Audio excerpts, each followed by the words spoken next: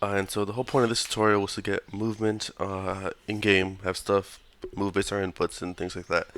So first of all, this is the player movement script. You notice I have a speed and a rotation speed, and based on that, as well as the inputs I get, I will either move the character forward, back, left or right, and then also rotate him um, based on the mouse movement.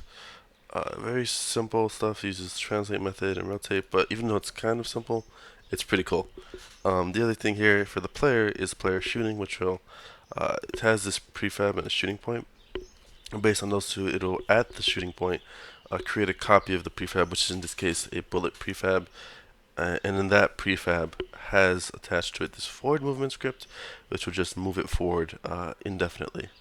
The other script the bullet has is auto destroy, so that don't have it flying, forever and ever. It'll destroy itself at some point, which is good for memory management and things like that.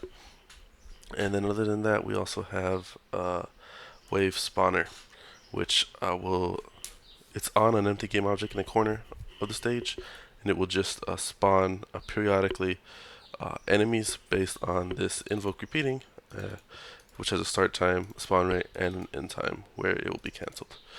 So let me try to show you what that looks like a little bit now.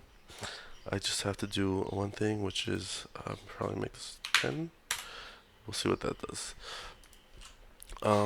There's still going to be a cutscene at the start.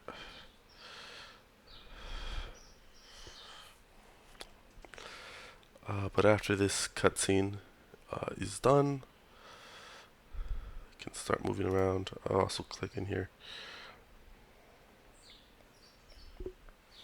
Okay, so first of all, I can move my player around, I can rotate him, I can shoot bullets, which will probably get destroyed at some point.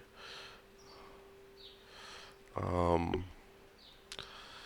and then I'm just waiting for these guys. Yep, one of them just got destroyed. And now there's these enemies that I can try to shoot. It doesn't do anything yet, but they do get spawned. I can't seem to turn the camera around, which is kind of annoying. Also, they all kind of go through walls. But it's still kind of cool to just have something working. So yeah, that's pretty much it for the tutorial. Very cool to finally have this guy moving, walking around, and stuff like that. And yeah, that's about it. Thank you.